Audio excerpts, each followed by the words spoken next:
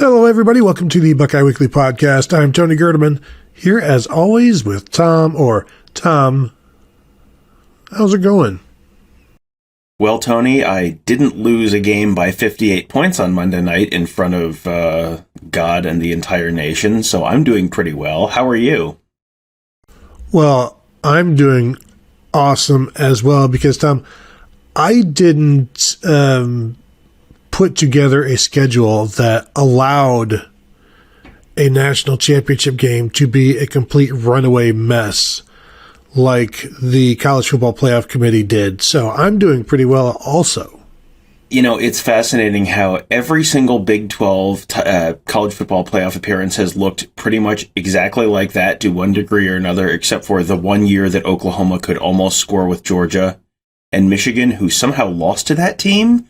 The whole second half of that game, since I didn't have to think about the football a whole lot, I was thinking, I wonder who's more haunted by this game. Ohio State, which had basically a free national championship on the table, in a way that they haven't since they could have played Notre Dame for the 2012 national championship if they hadn't had a bowl ban, or Michigan, who's looking at this team and going, what? We lost to this team? What? How? I mean, that has to almost give you some kind of like existential crisis. Like, what is wrong with us that we lost to this team that is getting firebombed in the national championship in a way that no team has ever lost in any bowl game ever in the history of bowl games? It's interesting to me because you could start to put this narrative together that Jim Harbaugh can't win a big one and hasn't won a big one, except he's beaten Ohio State 2 years in a row, which kind of, I guess, supersedes that.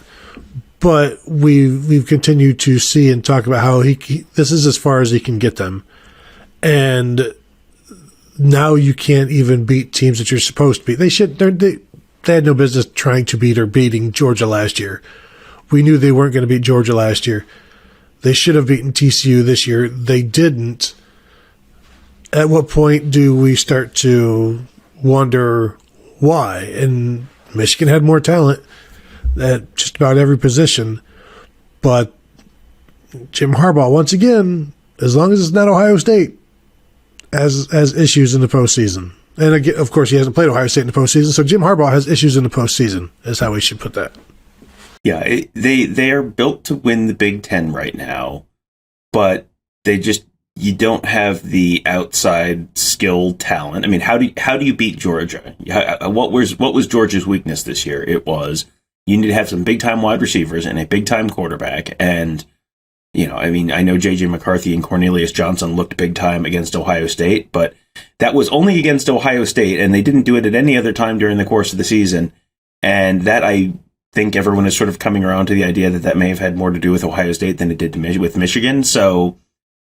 Yeah, I think, I think that's, there are probably multiple reasons that Jim Harbaugh had a 2-hour interview with the Denver Broncos on Monday, and, that he sure seems interested in pursuing the NFL yet again this year after saying he wasn't going to do it every year. I think you probably, the frustration with the NCAA and the nonsense with the, breakfast at the Brown Jug restaurant and that kind of stuff. But I think also, you're going to get paid more money and the ultimate challenge of winning the Super Bowl and yada, yada, yada. But I do think, much like Brian Kelly leaving Notre Dame last year, if you feel like you're kind of bumping up against a glass ceiling and you're not going to be able to break through it, well, keep moving sideways until you get around it and find a different path up above that glass ceiling. And I think that almost certainly has to be at least part of Jim Harbaugh's thinking. Plus, as Jim Harbaugh has shown, he can get to within one game of winning it all and lose in the final game of the season in the NFL, which he has yet to be able to do in college football. So that is a bonus there as well.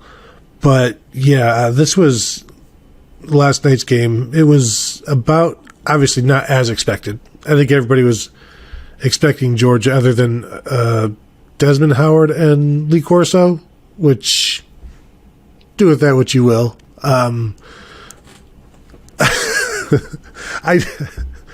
of the best things is I just saw a little bit ago a post-game interview on the field with Georgia outside linebacker Nolan Smith saying, people said we were going to go 7-5 this year, and look what we did.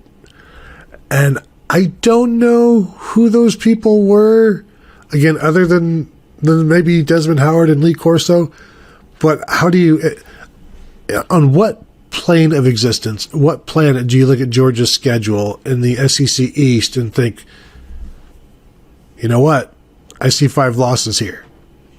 I think I might have thought, well, maybe if everything goes wrong, maybe they could lose to, some combination of Oregon or Florida or Tennessee, like some combination of maybe 2 of those teams. But, Oregon had a first-year head coach and a first-year quarterback. Florida had a first-year head coach and a, largely first-year quarterback. Anthony Richardson had kind of started last year, but not entirely. Tennessee came into the year as sort of who knows. They hadn't really done anything, and they wildly exceeded expectations. But okay, that's one. And, Auburn had a head coach who entered the season more or less fired. Like, that wasn't going to be one. And then all of a sudden you're to the SEC championship games. And no, I don't think anyone thought Georgia was going to lose 5 games. But, this is so much of college football is just manufacturing adversity, manufacturing motivation. There was a clip of going around yesterday of David Pollack on the set at, I think, halftime of the game.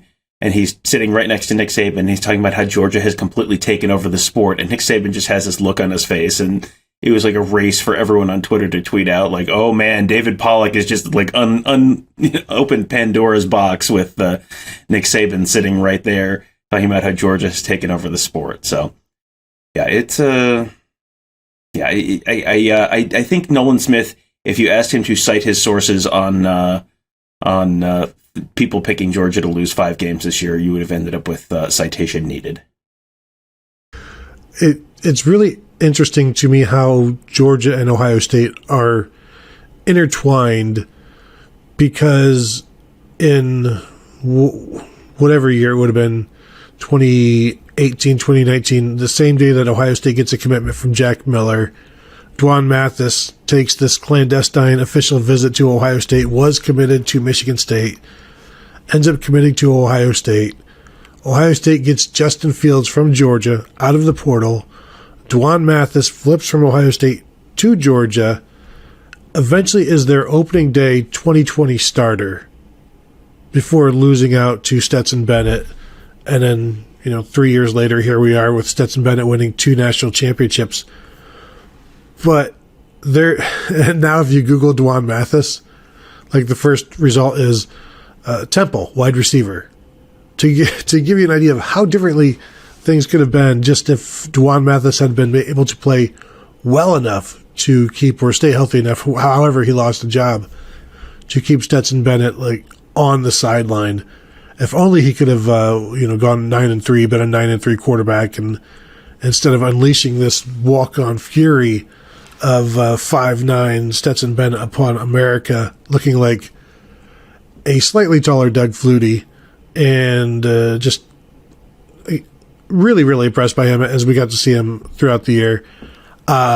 Personally, I think people who doubted him were crazy, even myself, after watching him this year. And also seeing crazy mistakes, but he just always steps up when absolutely needed.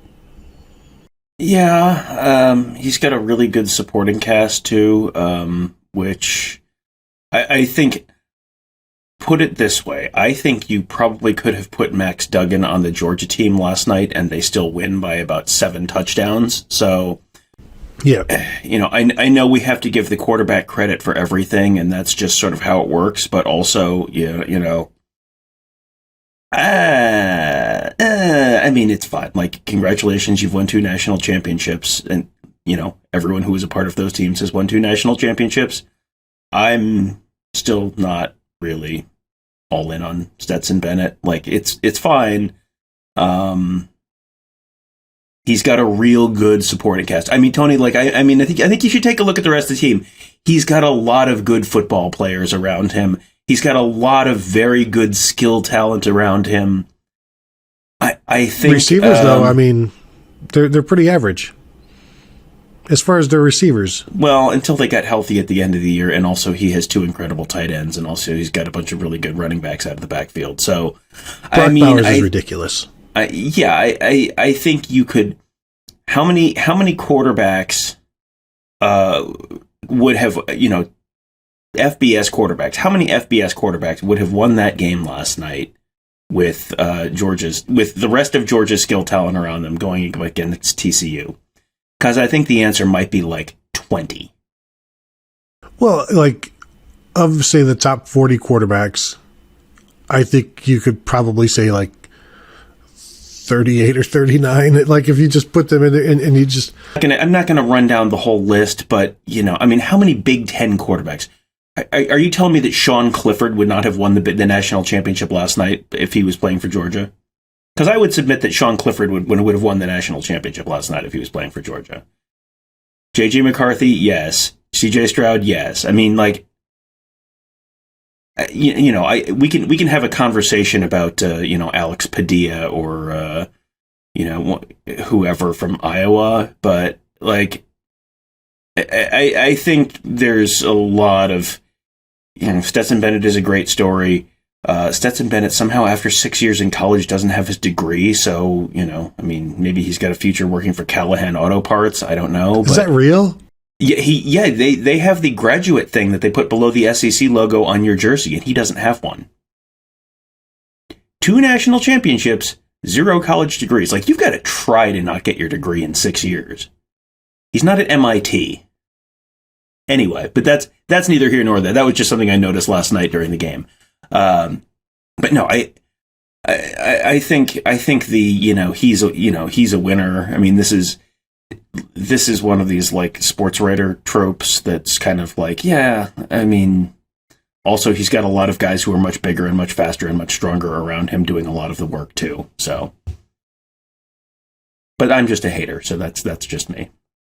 Tom, I will say, in his 3 postseason games this year, 50 points against LSU, 42 against Ohio State, 65 against TCU. Now, granted, 2 of those touchdown drives against TCU were with the backups, but 11 touchdowns, 1 interception in the postseason. I will say, though, if you flip the quarterbacks, I don't know that the score is all that different in last night's game. Right, and I think that's the point. The point is that he's got some of the best talent in the nation, arguably the best talent in the nation around him. You look at their schedule, and there's not a lot of talent is equated games on that schedule, and really, there might have only been 1 talent is equated game on that schedule this year, and they probably should have lost that game. And we probably don't need to relitigate that one here for everyone. I'm sure everyone has been relitigating that one plenty in their heads over the last week or so. We'll do that in the summer. Yeah, exactly. But yeah, people last night were sort of rediscovering Georgia's 2023 schedule, and it's like, oh, okay, so there's going to be a whole bunch of there's not going to be a whole lot of talent is equated for Georgia next year in the mighty SEC East either. No, and Georgia, and I can just run down it real quick for you. Next year's schedule for Georgia: UT Martin, Ball State, South Carolina, UAB, at Auburn, Kentucky, at Vandy, Florida and Jacksonville, Missouri, Ole Miss, at Tennessee, at Georgia Tech. Basically, they're going to be 10-0 and ranked number 1 with all of the votes until they get to Tennessee. And then if they lose that, then they'll drop down to like number 3, because Tennessee, I assume, will be probably 1 or 2 or something like that. And if Tennessee wins the SEC East and Georgia stays home, then they'll be 11-1 and in the playoffs. Or if Georgia ends up winning the East, then they'll be 11-1 going to the SEC championship game. So it's either a 1 or 2 game season for Georgia to determine their playoff hopes next year. And I think anybody betting against them at this point, even with Carson back as their starter, whomever, like this schedule, they're going to be favored by 10 points every single game until Tennessee, and we'll see where everything is at that point. But this is Tom, I don't know if the SEC is all that great top to bottom, because you look at the schedule and you're like, where are all of these great teams? Most of them are in the West, and there are not as many of those as there used to be in the West either. So, yeah, but I mean, I think, you look at Ohio State's schedule versus Georgia's schedule. I think you can make an argument that Ohio State has, of the four toughest games, Ohio State almost certainly has three of them next year, going to Notre Dame, going to Michigan, having Penn State at home, at Tennessee, okay, is one of the top four there, and you can slot them in wherever you want to. But yeah, I mean, at Wisconsin, we'll see what Wisconsin looks like. I kind of want to see what that team actually is when, all is said and done. I feel like the transfer portaling is not done there, and we'll see how year one looks with Phil Longo's offense and all that kind of stuff. That's going to be a little bit of a transition, but I think there's a plausible case to be made that Ohio State has four of the top five most difficult games between those two teams in the regular season, and then whoever is next year. Did they do away with the Big Ten West, Big Ten East thing in the Big Ten championship game, or is that the year after? I think they still have it next year. So I think they have it next year. Yeah. So maybe you get Wisconsin again, but I think there's a pretty good chance, or is there a pretty good chance that is this going to be Ohio State Clemson 2019? Is Ohio State going to look at this Georgia game, and will they be focused on Georgia, playing Georgia again next year? Because I don't feel like that's necessarily the motivating factor that it was in 2020. But I also won't be shocked if these two teams play again next year. Now, that rides, I think, more on Ohio State than Georgia. The scheduling being one of those main reasons. But I'm not going to be surprised at all to see Ohio State and Georgia playing again next year. And next time, maybe don't have it in the first round. That's all I'm going to say. I think there's probably going to be, you want to go back through some of the YouTube comments on our shows from early December where we're saying the committee really screwed Georgia by putting Ohio State as the 4 seed instead of TCU, because Ohio State, despite having lost to Michigan, was a substantially more talented team than TCU. We will be accepting apologies and groveling on twitter.com at Tony Gerdeman, at Tom Orr4. We'll see you there, friends. I think for Ohio State, the focus is probably more so than, just Georgia. I think the focus is probably that close to winning a national championship, because I don't think there is any planet on, any of the many multiverses in which TCU was going to beat Ohio State last night playing the way they did. And so Ohio State really functionally was one healthy Marvin Harrison / one made field goal / one Lathan Ransom not falling down / what, any of the one correctly called targeting penalty, any of the what ifs you've been rolling through in your head over the last week and a half. They were that away from a national championship. And it was that, so maybe it's more, instead of go get Clemson, it is, go get the national championship because you were that close to winning a national championship. Because this is outside of the bowl ban year of 2012, where they would have played, Alabama would have been out of the college or the BCS title game that year. It would have been Ohio State versus Notre Dame. And I mean, Notre Dame was not a thing that year. That was just a Notre Dame team that got into the playoff just because they got into the playoff, or they got in the BCS title game, and it went exactly like it always goes when Notre Dame gets into that kind of game. This is now twice in 10 years spaced apart that Ohio State has basically missed a national championship, and the SEC has won a national championship because of something, Ohio State blowing a lead in the fourth quarter, Ohio State taking a bowl ban, not taking a bowl ban in 2011. Boy, how different is the narrative around the sport if Ohio State has 3 national championships in the last decade, and Alabama has one less, and Georgia has one less, and I mean that changes the whole narrative around the sport, and those are really kind of 2 unforced errors. I think more than focusing on Georgia next year just becomes finish. Stop getting close, start finishing. And the 2012 thing, that was never in the players' hands. So it's like, I don't think, but I agree with you. Like Gene Smith could have made better decisions, and that championship becomes a possibility. But I don't think it's necessarily one of these things that drives the players. Where this could drive the players of obviously the returning players to just, so close. You only get so close so many times, and obviously in your short career window, you only have so many opportunities, and they let one go, and you can't afford to let two go, and you just have to finish, and we'll see what kind of off-season that fuels, and obviously that off-season is going to be going here very quickly, which we can then transition to the fact that school has started for the Buckeyes. Started on Monday for, in fact, all Ohio State students, not just the football players. So good news there. But that started on Monday, the spring semester. And with that, Ohio State now has 11 early enrollees joining the program. I'll run through them for you. Wide receivers Noah Rogers, Bryson Rogers, and Carnell Rogers. Are you paying attention, Tom? No, it's Carnell Tate. Thank you, Tom. Jelani Thurman, the tight end. 4 offensive linemen, Austin Sierveld, Miles Walker, Luke Montgomery, and Joshua Padilla. Defensive tackle Will Smith Jr., safety Malik Hartford, and cornerback Jermaine Matthews. And Tom, as I was looking at these guys doing the OSU People Finder, it was interesting to me, and I think maybe I don't know if this is a sign of the times or just a sign of the class. Only one of those guys does not yet have a major. I was pretty shocked by that, because freshmen, I don't expect you to have a major, but these guys are like marketing, business. There's 2, which is sports, sport industries where it's, like the football major. I'm not taking anything away from it, but that you expect to see some of those.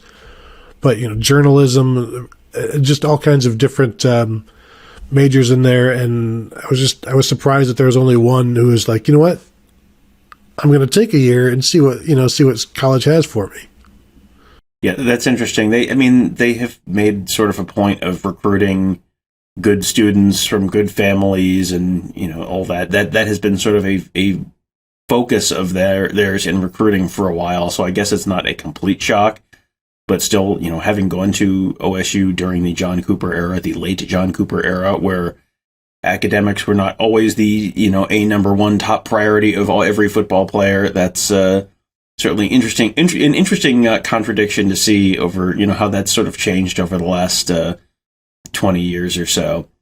Yeah, it's an interesting group. We're going to be talking here about the black stripe draft of which of these guys is in the 2 deep, and it's interesting because you think of the guys who are there in the spring as the ones who are going to be, definitely the ones who are going to lose their black stripes first and be more likely to play.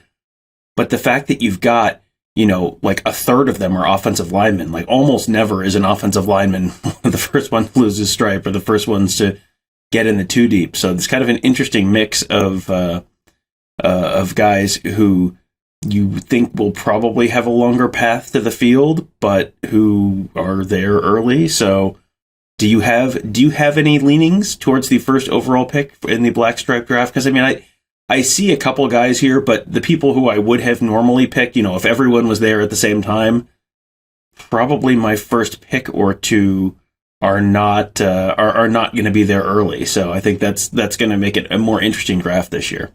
Yeah, and I was thinking the exact same thing, because you take those 4 offensive linemen, just put them off the board. You're not going to go drafting an offensive lineman that early, and I think the top 2 picks, because you're going to have to draft guys that are going to be in the spring, because you could lose some stripes in the spring. So it's going to be Noah Rogers and Carnell Tate. And whoever you want, I'll take the other. Whoever I take, you'll take the other. I think those are the 2. And then the draft begins. And I do think you're going to need to go early on some of these summer guys, because I'm with you. I see those guys coming in, because I don't know how many. Honestly, if there are more than 2, or if there are 3 guys from the spring that lose their black stripes, I think I'd be pretty surprised. If I put the over under at 2.5, I'd probably take the under. Yeah, that's probably about right.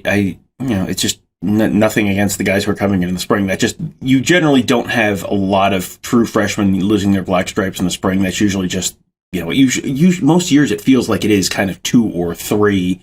And with some of the guys who I would have pegged as the, last year, like we both had Caden Curry pegged as like, this is going to be the first guy to lose his black stripe. And I think we were way off. I think he was the second guy to lose his black stripe. But, a lot of the guys who I would have had in that group, Brandon Innes, Calvin Simpson-Hunt, Jason Moore, a lot of those guys, they're all coming in the summer. So yeah, I think I would take under 2.5 on guys true freshmen losing their black stripes in the spring. And so then you look at these guys, and I think it's important to get the offensive linemen in early, get them as much time as you can, but I'm not expecting anything from any of them this year. I think that's a lot to ask. Now, if you can get a Luke Montgomery or a Miles Walker into the 2 deep at tackle, that could be significant for next year. But right now, everything is developmental, and I would say the same thing for Will Smith Jr. as well. And there's also enough depth at tackle. But of these guys, looking at these 11 guys, are any of them in the 2 deep? And when I've done a 2 deep, I've put Malik Hartford at strong safety because I have Lathan Ransom and Kai Stokes at free safety. But you also have, where's Court Williams? I have Sonny Styles at the number 1 at strong safety. You got Court Williams in there. But I think Malik Hartford could be in there. Jermaine Matthews could get in there now with the departure of J.K. Johnson, where I don't know that he's necessarily going to be there, but he's going to have a shot in getting in the spring, as we saw with Denzel Burke ahead of Jordan Hancock and J.K. Johnson. Jermaine Matthews getting in here ahead of Calvin Simpson-Hunt may keep him ahead of Calvin Simpson-Hunt for the entire year. Yeah, that's entirely possible, and you go back to 2021 where I think both J.K. Johnson and Jordan Hancock came in the summer, if I remember correctly, and Denzel Burke came in the spring, and Denzel Burke was the lowest rated of those 3 guys, but he got in the spring, kind of got a foothold with the defense, and got a better sense for what they were trying to do. And then when those other guys came in later, and those guys both, I think, were banged up a little bit over the summer as well. But Denzel Burke was a day 1 starter because he had been in the spring. So if Calvin Simpson-Hunt was in the spring, I think I would have Calvin Simpson-Hunt in that conversation. But that is very hard to do, to come in the summer. I mean, we have seen guys come in the summer and get into 2 deep, even at positions where you don't necessarily see it normally, like offensive line. Harry Miller did that a couple of years ago, but that is very, very, very hard to do. What about Noah Rogers, Carnell Tate getting in there? I could see Carnell Tate being the number 2 behind Marvin Harrison at X. I think Noah Rogers, maybe he starts out as an X, because I think Z with Julian Fleming and Jaden Ballard and Keon Grays and whoever else, I think maybe there's enough depth there right now. And I certainly think there's probably too much depth inside right now, especially with if they get Xavier Johnson back, which we'll talk about here in a bit. But I can see Noah Rogers or Carnell Tate being somebody behind Marvin Harrison, but how much time does that guy get? Right, exactly. You might be in the 2 deep, but they don't actually put out a 2 deep, and you're gonna play 6 snaps a game or something while Marvin Harrison is retying his shoe or whatever it is. I think those guys have a chance to be on the field more than some of the true freshmen were this year, but I don't. We'll see. There's a lot of time between now and the start of the season, and the way too early spring projections feel even more way too early than they do normally, because we still don't have all the NFL draft declarations, and the transfer portal window is still open for another week plus. So there's a lot of stuff that's going to change between now and when any of this stuff actually happens. And if people are watching and they're saying, like, during the season, like, Carnell Tate only has 3 catches after 8 games, what's going on? Just keep in mind, Marvin Harrison went into the Rose Bowl his freshman year with 5 catches, and he caught six balls in the Rose Bowl. So sometimes when there's depth ahead of you, as there was with Garrett Wilson and Chris Olave, and Jackson Smith and Jigba, sometimes you just have to wait your turn. And even though Marvin Harrison was in the 2 deep, you saw it produced 5 catches for 68 yards prior to the Rose Bowl. So that's production is, as a freshman, does not necessarily indicate much unless it's significant production. Yeah. How many catches did Michael Thomas have 2 years into his career? 1? I think it was 1 for 13. 3. Okay. It was 3 for 22. Okay. Yeah. So, whatever happened to that guy? Bust. Yeah. There is a lot of, everyone is always in a rush to, christen this guy is terrible. This guy is a bust. This guy, you got to be patient. There's guys are getting on the field faster than they used to, but also guys are not getting on the field instantly. And so you have to have a little bit of patience with everyone. Well, and this is something that I was doing the other day, and we can maybe talk about this at a later point. But over the last 40 years, only 4 freshman wide receivers at Ohio State have caught 15 passes in a season. All right. The last 40 years, 4 freshman wide receivers have caught 15 passes. Okay. So David Boston is one, and this is true freshman. Yes, true freshman. David Boston is one. I'm going to say Chris Olave is 2. Chris Olave caught 12. Okay. I'm going to say Garrett Wilson is 2. Garrett Wilson is one of 3 true freshmen to ever catch at least 30 passes as a freshman for Ohio State in the last 40 years. Okay. Was David Boston another one of those? Yes. Okay. So David Boston, Garrett Wilson. Boy, this is annoying because I know Jackson Smith and Jigba didn't. He had 11. 10 for 49. 10 for 49. Okay.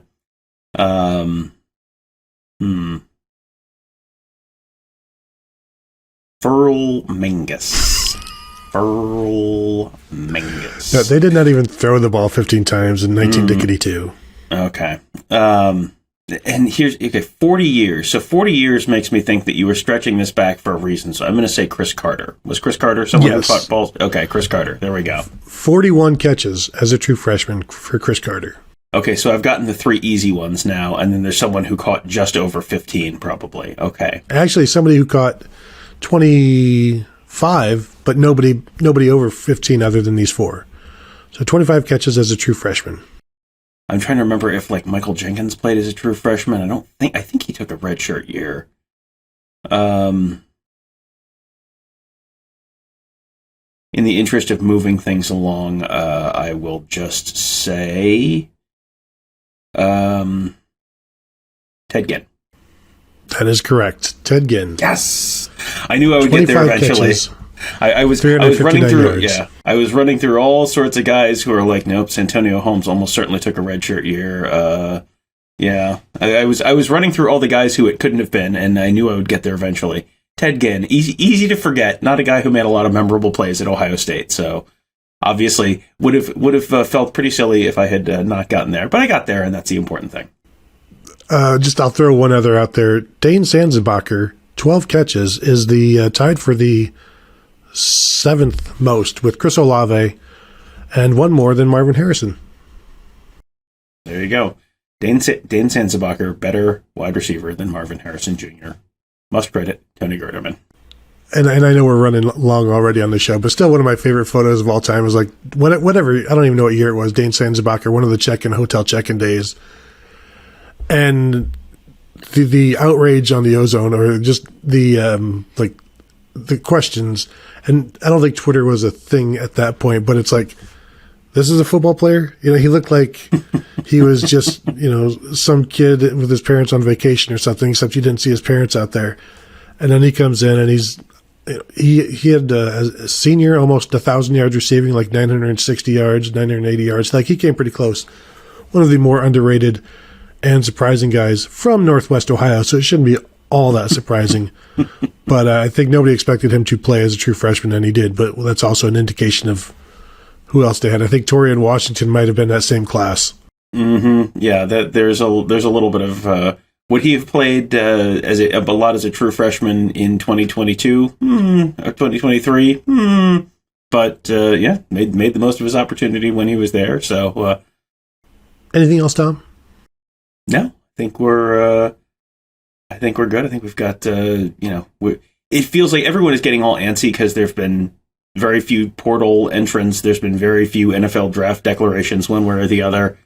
Some of them have been a little vague. Everyone's getting a little antsy. It's like you got to just be a little bit patient. Like the season just ended for everyone last night. We'll probably get a wave of them in the next day or two, and then you'll know, and then you can be antsy about all the guys who are leaving and who are not leaving, and then you'll have that to worry about. So that'll be great. Can't wait. It'll be fun. So thank you for joining us. As always, you can find us at BuckeyeHuddle.com. Sign up, become a member, say hello to us on the message board. Right now, today, Mark Givler is having an all-day chat. A lot of recruiting stuff, a lot of looking ahead to next year for the Buckeyes as well. Sign up right now. Take part in that. You can find us on youtube.com/BuckeyeHuddle. Subscribe there. Get notified. Hit the bell. Give us a thumbs up on this video even. But if you hit the bell, be notified when we drop videos like this. Like Mark was out in San Antonio dropping interviews with Lincoln Keenholz, future Ohio State quarterback, and other guys that are out there. So stuff like that. And of course, when we do our weekly live streams, you'll be notified when we go live. So sign up there as well. So that will do it for today. Thank you all for joining us, and we'll talk to you later.